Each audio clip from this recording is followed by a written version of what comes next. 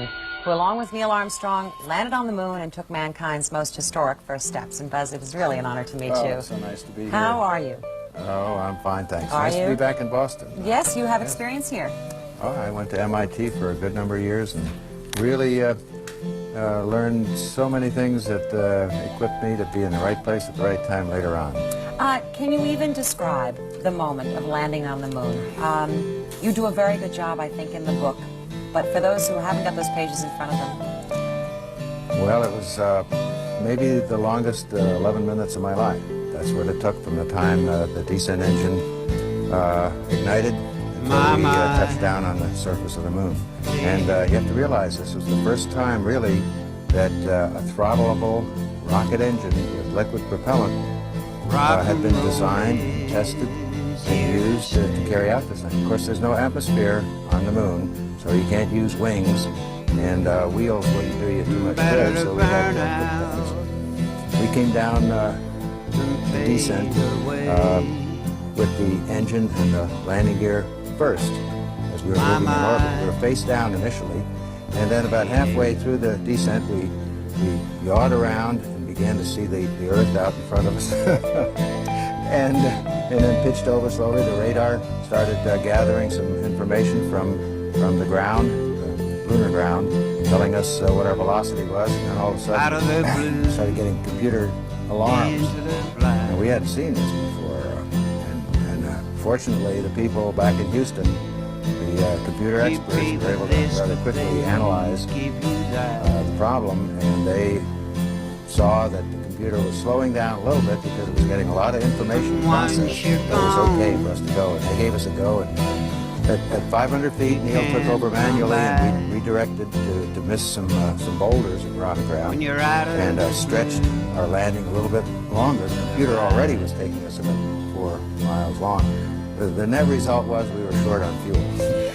And also, there was a big fear that the Sea of Tranquility under you might give way, and no one had ever disturbed this planet, 1 billion years of age. And when I was reading about, you're saying that you managed to look around and catch a glimpse of Earth hanging in the infinite space.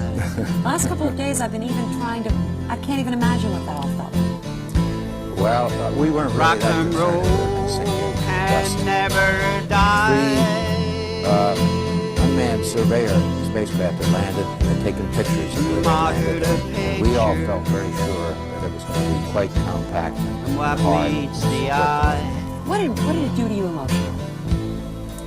Well, of course, I was very wrapped up in the space program. It was my second flight, and I had been a fighter pilot before. I was in the Korean War, and I'd come here to MIT and sharpened up a new field of knowledge in the orbital mechanics, the maneuvering of objects in space. And I selected that as my thesis, and it was a very wise choice on my part because it really helped qualify me to get in the program. But emotionally, when you stand on the moon for the first time, what does it do to you when you have to come back to Earth and depressurize in this society? Well, I think it's not exactly the trip that causes the reaction maybe that sets in afterward. It's the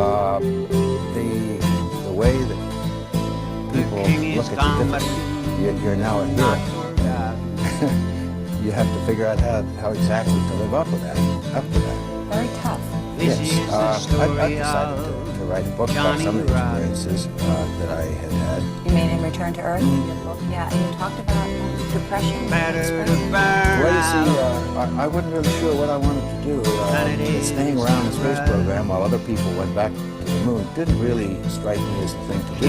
I was a dedicated young person, a young man when I went to West Point, and I was very strongly patriotic about the Korean War. And I decided that the Air Force had given me this education at MIT, and I wanted to leave NASA and go back to the Air Force. Things didn't work out really as well as perhaps they might have in retrospect. I think it was an extremely challenging position to put somebody in a position to command a test pilot school when he'd never had any experience testing airplanes or been through any formal test training. So I found myself a little bit of a fish out of water, very dedicated to the things that I'd studied, and our space program was just really going nowhere at that time. Well, did our space program get so caught up in politics that after putting men on the moon, Is that why we lost our edge? Well, it's politics that causes things of that nature to come about in the first place. You just can't say that a human species is going to exist on the Earth and then all of a sudden one day say to itself, gee, I think I'll put something in orbit, and then once it's in orbit, All right, I'll put so some we guys give, up there. we give You the do that politics because- credit for starting it, but then can we also give the politics credit for slowing it down? Short-term politics. The application of space, you now, that is where you are. You are looking at that, that's your field. Are we using it properly? Because you write about the fact that energy is right above us and we could grab it. Well, energy is not quite as available, even though it's right above us in the form of solar power.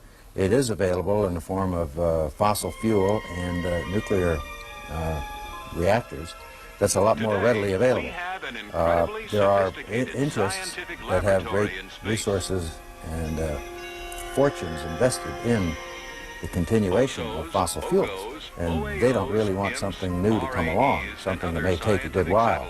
But sooner or later, either the environment or the running out of energy or problems, conflicts in the world are going to force certain nations to want to free themselves of the burden of energy. And Japan certainly is very energy poor, and they're on the verge of being able to develop solar power satellites from some place or another. And I wouldn't be surprised with what that's high on their agenda. I think the Soviets also want to do that. This trip you made 20 years ago, what did it do to your perception of your own significance in the world? Does it change as you look back on the planet hanging in space?